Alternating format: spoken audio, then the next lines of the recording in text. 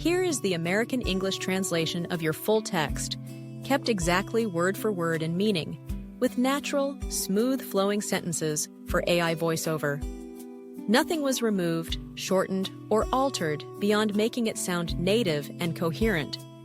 Dear brothers, sisters, and uncles and aunts, first of all, I sincerely wish you all good health, delicious meals, and restful sleep every night, because that is the most important foundation of a peaceful and healthy life. In our daily meals, there are foods that seem harmless, yet they silently damage the liver, especially when the liver is already weak or as we age. Some people wonder, why do I eat regularly but still feel tired, itchy, have dull skin, and struggle with insomnia at night? The answer might lie in the very foods we eat every day without even knowing. So in today's video, I'll be sharing food groups that people with weak livers should avoid. And more importantly, I'll guide you on how to eat in a way that gives your liver a break while still enjoying flavorful and nutritious meals. Please watch until the end of the video to know which foods to avoid and which to choose. Because sometimes, just one small change in our habits can lift a huge burden off the liver.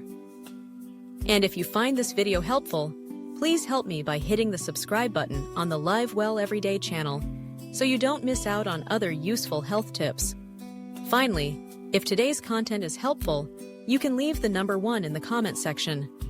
But if you feel it wasn't that good, feel free to leave a 0 so I know to improve next time. Do you know, our liver is actually the largest biological factory in the body, a quiet yet incredibly resilient organ. Every single day, the liver handles a massive workload that few of us can see with the naked eye. First of all, the liver is the body's main filter. Everything we consume, from food, medicine, to even a small glass of alcohol, must go through the liver to detoxify, neutralize chemicals, and break down excess substances. If the liver didn't do this, toxins would float freely in the bloodstream, seriously affecting the heart, brain, kidneys, and immune system. But filtering toxins is not its only job.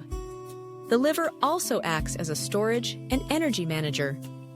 After each meal, nutrients from the intestines are sent to the liver for storage and conversion.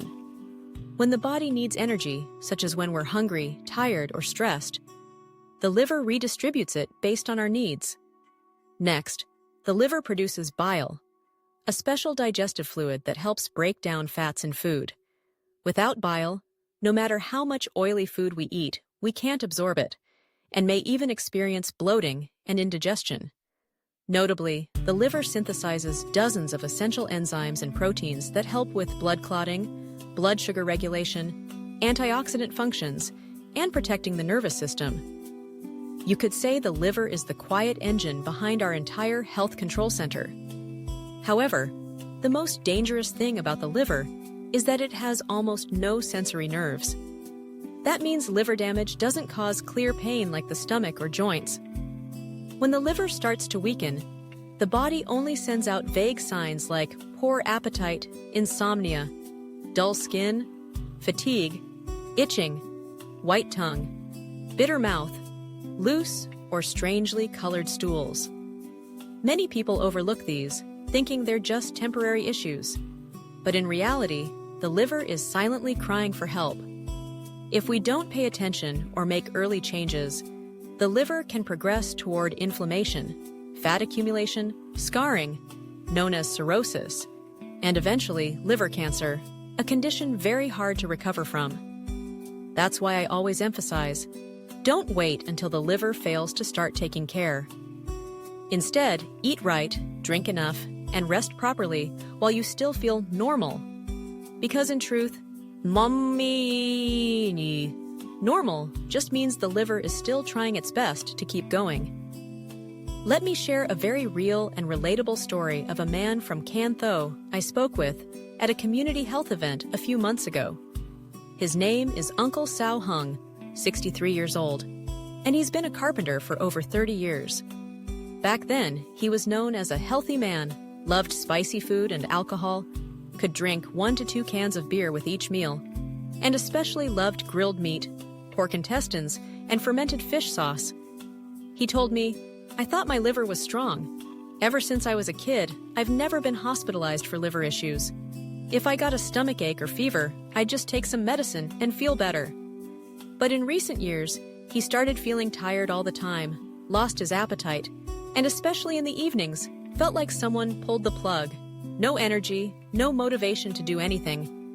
His wife got worried and made him go for a checkup. He laughed. I only went to keep her calm. I still felt fine. But shockingly, his liver enzyme levels were 3 times the normal range. He was diagnosed with fatty liver stage 2, high blood fat, and the doctor warned, if you don't make changes, in 1 to 2 years, it could turn into cirrhosis. That was when Uncle Sal woke up. He quit alcohol, reduced fatty meats, switched to drinking roasted mung bean water, had pennywort porridge for breakfast, and took gentle walks every afternoon.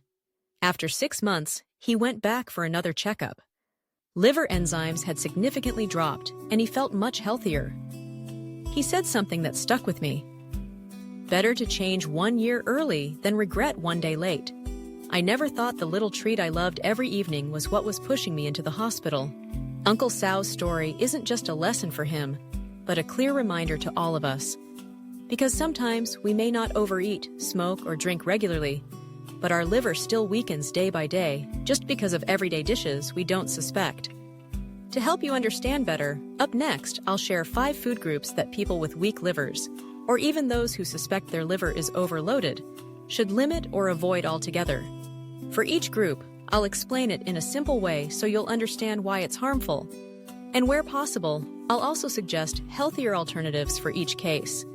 Dear brothers, sisters, and uncles and aunts, the first group of food that people with weak livers should avoid are grilled and deep-fried dishes loaded with oil.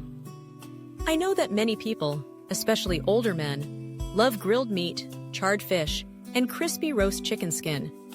But in fact, when meat is grilled directly over charcoal or at high temperatures, it produces harmful compounds like acrylamide and benzoprine. These substances are classified as liver-damaging and potentially cancer-causing if accumulated long-term in the body. Benzoprine especially forms when fat from meat drips onto hot coals, creates smoke, and that smoke sticks back onto the food. That smoky flavor may be delicious, but it's also something the liver has to work extremely hard to eliminate. Not just grilled foods, but also deep-fried dishes like fried fish, spring rolls, or fried chicken are also major burdens on the liver. When we eat too much oily food, the body tends to store more triglycerides, leading to fatty liver, which is common in middle-aged people today.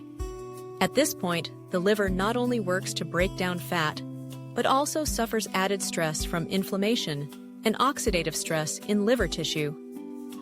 You may notice, people with weak livers often feel bloated, have trouble digesting fried or grilled foods, dark stools, or mild skin rashes.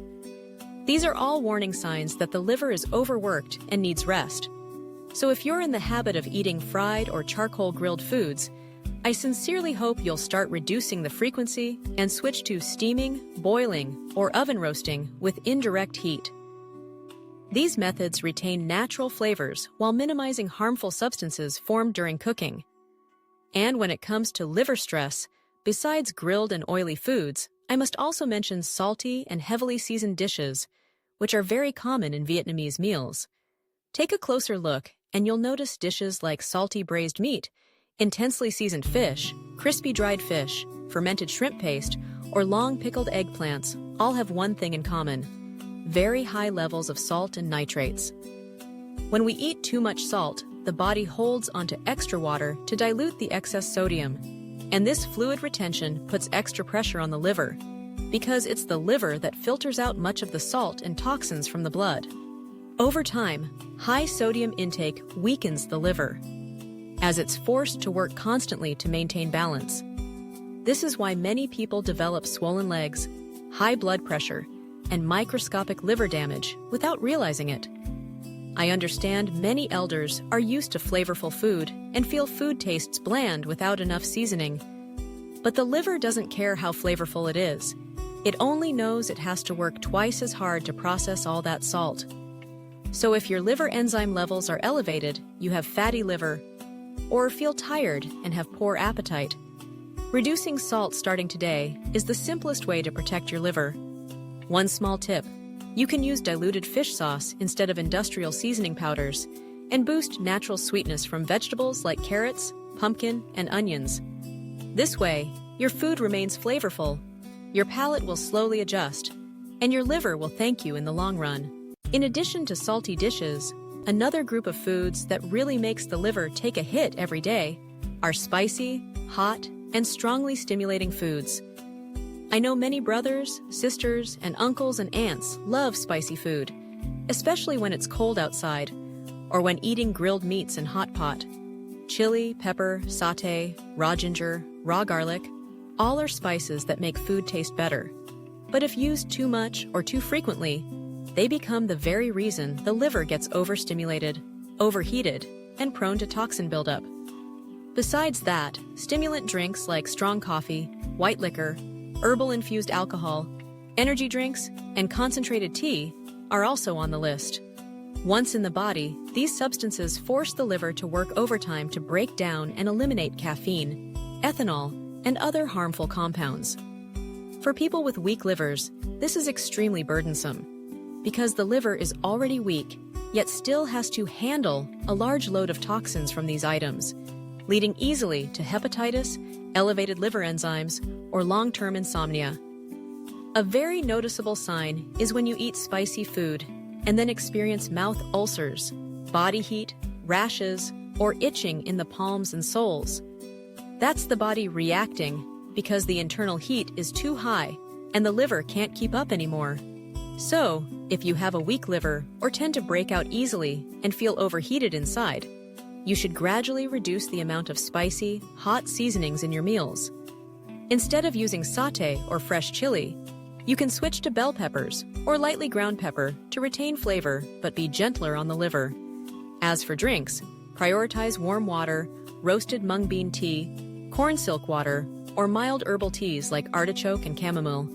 These help cool the liver and support better sleep at night. Now, while spicy foods make the liver burn up from within, processed and canned foods are the silent enemies that keep the liver working non-stop. Take a closer look. In foods like sausages, Chinese sausages, pork floss, canned fish, canned meat, instant noodles, snacks, packaged pastries, carbonated sodas, there's one thing in common: lots of preservatives, synthetic colorings, artificial flavorings, and chemical sweeteners. These are all substances the liver must process and detoxify before they enter the bloodstream and affect other organs. The problem is, these synthetic chemicals aren't easily removed like natural vitamins or minerals. They cling stubbornly and accumulate if consumed often. And it's that silent buildup that damages the liver little by little. The older we get, the weaker the liver's detoxifying ability becomes. So eating industrial foods every day only makes the liver weaker and weaker. Many people don't see symptoms right away, so they're careless. But in reality, if you eat canned or packaged foods regularly, over time, you're likely to experience elevated liver enzymes, fatty liver, dull skin tone, constant fatigue, breakouts, or persistent allergies.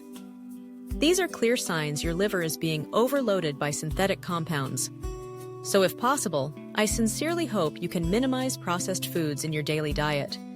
Instead, focus on home-cooked meals, even simple ones like vegetable soup, steamed rice, steamed fish, or boiled beans. These are much healthier and easier to digest.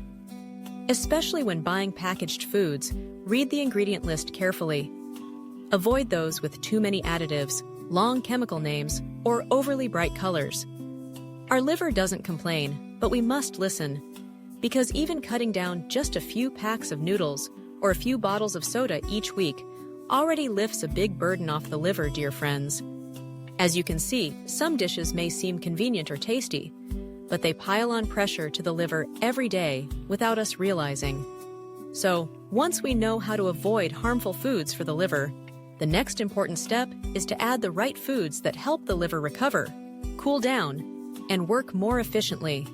In this section, I'd like to share with you some very simple foods and drinks easily found at your local market or right in your kitchen that offer incredible support for liver health. Let's start with drinks. If you can, begin your morning with a glass of warm water, and during the day, add pennywort juice, artichoke tea, or roasted mung bean water. These drinks have a cooling nature, help cleanse the liver, promote urination, and support toxin elimination. Roasted mung bean water in particular, not only is it easy to prepare, but it can soothe liver enzymes, reduce internal heat, and aid gentle digestion. As for meals, I highly recommend prioritizing boiled, steamed, or soupy vegetable dishes. They're easy to digest and don't put extra metabolic stress on the liver. A meal with pumpkin soup, boiled greens, and steamed fish is both light and nutritionally balanced. Choose fruits wisely too. Liver-cooling fruits like grapefruit, oranges, guava, melon, and white flesh dragon fruit are far better than durian, lychee, jackfruit, or ripe mango. Those are hot in nature and high in sugar. High fructose in overly ripe fruits can also cause fatty liver if eaten frequently. Lastly, to support liver regeneration, you should add antioxidant-rich foods like turmeric, beets, carrots, and pumpkin. These contain beta-carotene, polyphenols, and natural flavonoids, which have anti-inflammatory properties, protect liver cells, and help the liver recover after long-term overwork. Dear brothers, sisters, and uncles and aunts, the liver is an organ that works quietly day and night without ever complaining. Without it, our body can't filter blood, can't digest fats, and can't convert food into energy. It's only when the liver cries for help that the body starts showing symptoms like fatigue, rashes, yellow skin, insomnia, loss of appetite. But by then, it's often too late. That's why I truly hope you won't wait until illness strikes to start making changes. Let's begin today from our daily meals by eating right, choosing suitable dishes, and listening to our bodies more often. When the liver is well rested and properly cared for, you'll naturally feel healthier, lighter in spirit, and much more joyful in life. If you find this video helpful, please don't forget to hit subscribe on Live Well Every Day, so that every day is a step closer to understanding your own health. And if you think it's useful, feel free to share this video with family and friends, because sometimes just one small change today could help someone avoid something unfortunate tomorrow.